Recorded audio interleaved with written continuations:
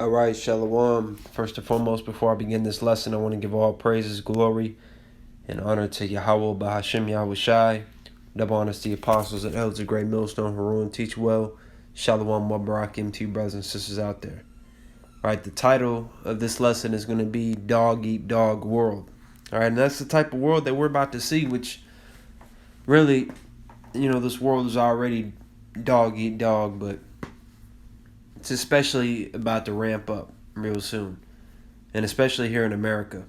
All right, so the definition, it says used to refer a situation of fierce competition in which people are willing to harm each other in order to succeed. And the way they use it is, in this business, it's always dog eat dog.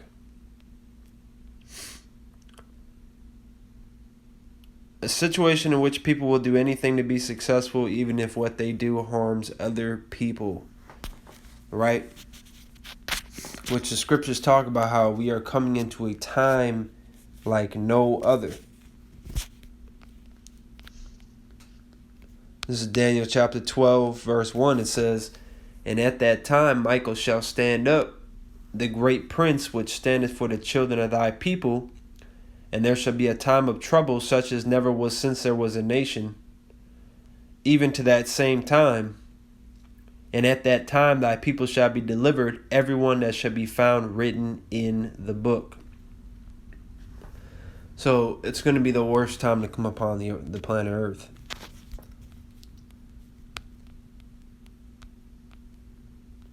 Matthew chapter 24, verse 21, this is in red. It says, "For then shall be great tribulation, such as was not since the beginning of the world to this time, no, nor ever shall be." So just another scripture to solidify that this is going to be the worst time to come upon the face of the earth. "And except those days should be shortened, there should no flesh be saved, but for the elect's sake those days are be short. Those days shall be shortened." So the time is speeding up, and the day of salvation is drawing nigher and nigher, because if this place were to continue on for 15, 20, 25, 30, there would be nobody left to save. Everybody would be gone because of how quickly and how fast that this society, the planet Earth, the planet's environment and even society itself, Esau, his agendas being pushed out, we'd all be through.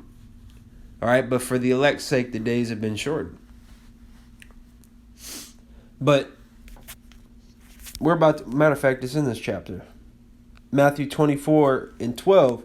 "And because iniquity shall abound, the love of many shall wax cold.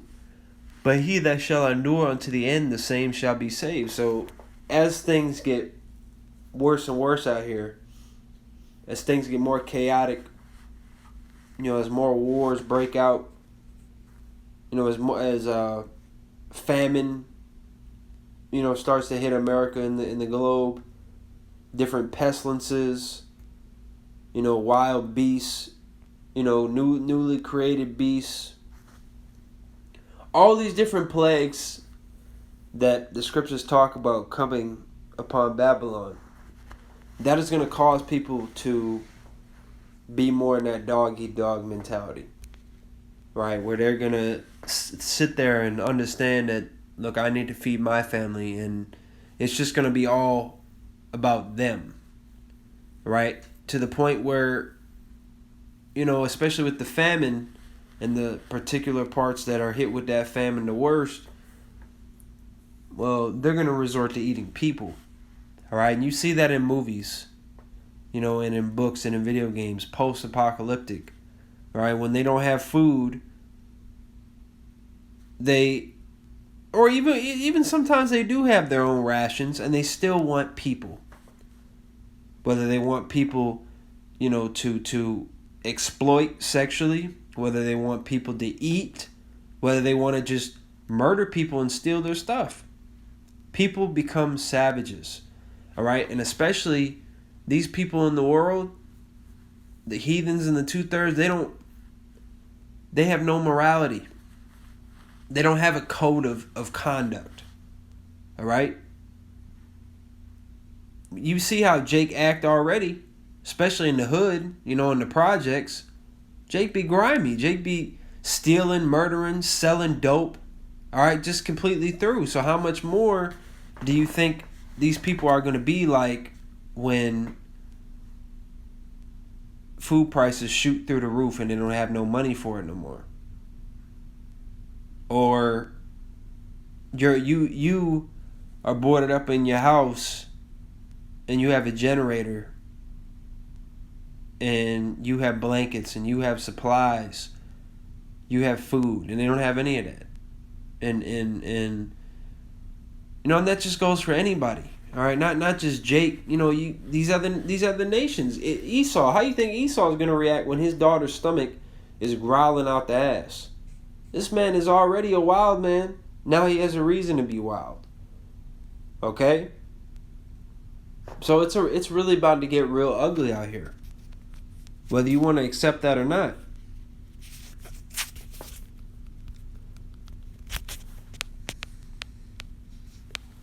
This is 2nd Ezra chapter 15 verse 19. It says, "A man shall have no pity upon his neighbor, but shall destroy their houses with the sword and spoil their goods because of the lack of bread and for great tribulation."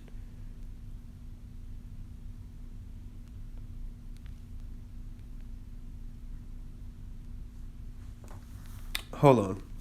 I'm going to actually start up 2nd Ezra 15 and 14. "Woe to the world and them that dwell therein! For the sword and their destruction draweth nigh, and one people shall stand up and fight against another, and swords in their hands. For there shall be sedition among men, and invading one another. They shall not regard their kings nor princes, and the course of their actions shall stand in their power. A man shall desire to go into his city, and shall not be able. For because of their pride the city shall be troubled, the houses shall be destroyed, and men shall be afraid. A man shall have no pity upon his neighbor, but shall destroy their houses with the sword and spoil their goods because of the lack of bread and for great tribulation." So, no pity. What is pity going to? Let's go ahead and get that for edification's sake. If I could spell. Pity. The feeling of sorrow and compassion caused by the suffering and misfortunes of others. So they're going to have no pity, meaning it's just going to be straight bloodshed, man. Right? And a lot of these movies, they depict how violent and cruel people get. Right? Over discomfort. We saw how it affected people in the CV. Everybody was bent out of shape. You had people getting stabbed over toilet paper, stabbed over water. People yelling at each other, "Put your mask on, 6 feet." How you think it's going to be in this time? CV ain't nothing like what you're about to see, man. All right?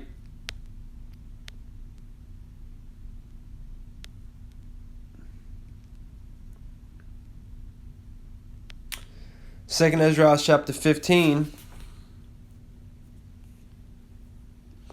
in verse 24 to 27, it says, "Woe to them that sin and keep not my commandments, saith the Lord. I will not spare them. Go your way, ye children, from the power, defile not my sanctuary. For the Lord knoweth all them that sin against him, and therefore delivereth he them unto death and destruction. For now are the plagues come upon the whole earth, and ye shall remain in them.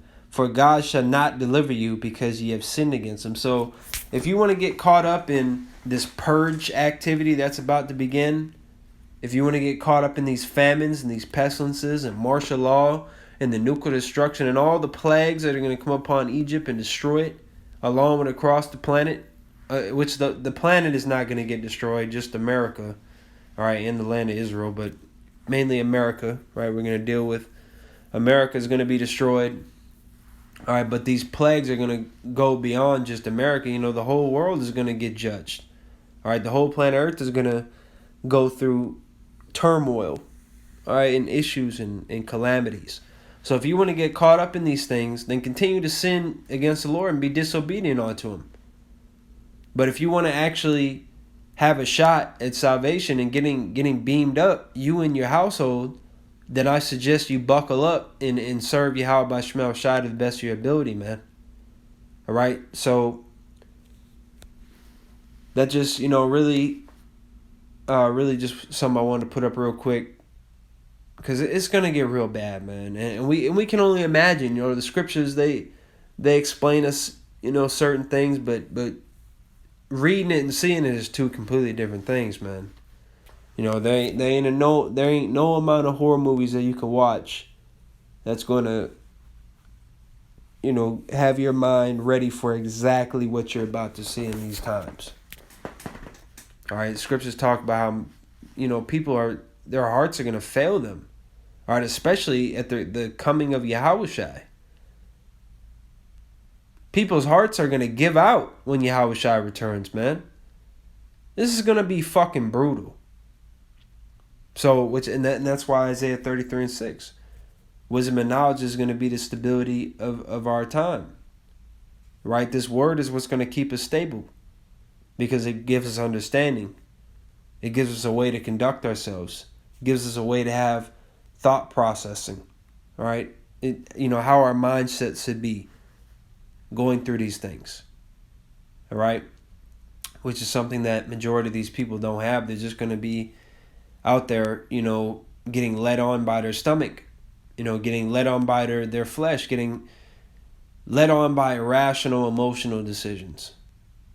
All right, so with that said, Kala Yabashmel Shai, double honors to the apostles, elders, great millstone. Shalom.